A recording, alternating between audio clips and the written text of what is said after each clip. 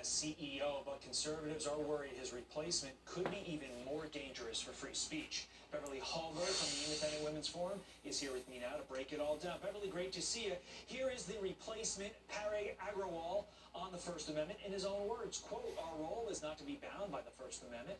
Where our role is particularly emphasized is who can be heard. The scarce commodity today is attention. There's a lot of content out there, a lot of tweets out there. Not all of it gets attention. Some subset of it gets attention. And so increasingly our role is moving towards how we recommend content."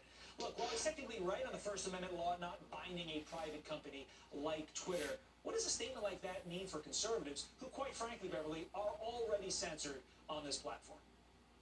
Yeah, if you thought Twitter was already an enemy of free speech, buckle up because it's about to get worse. You just heard those comments by their new CEO, and he is going to be more focused or less focused on free speech and more focused on what he views are the important issues of the day. So he's going to be acting more as an individual who wants a social platform to have an angle. So I think when it comes to conservatives and conservative ideas, we can expect more censorship than we've already seen. And we're also going to see a ripple effect into all of media because, as you know, Todd, much of media these days does report on what prominent figures are saying on Twitter. So this will have a big impact, and I think this is bad news for free speech all the way around. It is a frightening echo chamber that just could get more frightening. But wait, Beverly, there's more. Parag Agrawal on this tweet comparing all white people to racists, quote, "If they are not going to make a distinction between Muslims and extremists, then why should I distinguish between white people and racists?" Allegedly from a joke that he was parroting. But regardless, was it that tough for Twitter to find somebody who didn't make comments like this to be its next CEO?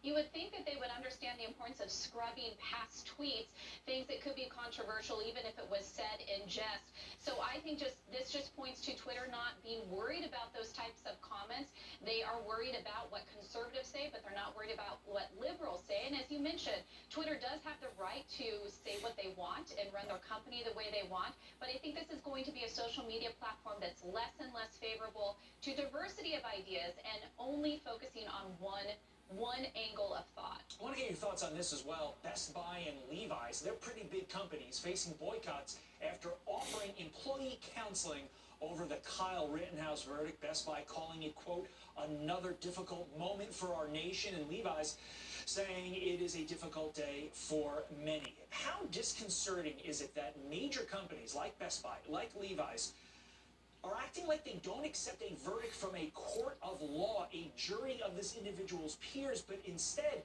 are caving to a misinformed woke mob instead? Well, sadly, they're even looking to some of our political leaders who had negative things to say about the jury verdict. So they're mirroring what we're seeing in politics, and that is the disturbing part, is that you have companies that are more focused on politics than they are on serving their own customer base. So that's why I think it's encouraging to see people stand up against these two companies and say, we're going to boycott you. We're not going to use your services. Because if you, as a customer, are frustrated with companies focused on things like diversity and inclusion training or providing emotional support to employees who are upset with the politics of the day or a jury verdict, then what you can do is take your money elsewhere. We need to stop coddling these children masquerading as adults, because if you don't, you're forced to make decisions in your corporate world like Levi's and Best Buy. That's why they're in the trouble they're in, and that's why Beverly Hallberg was on to break it all down for us. We appreciate your time this morning. Thank you. Thank you.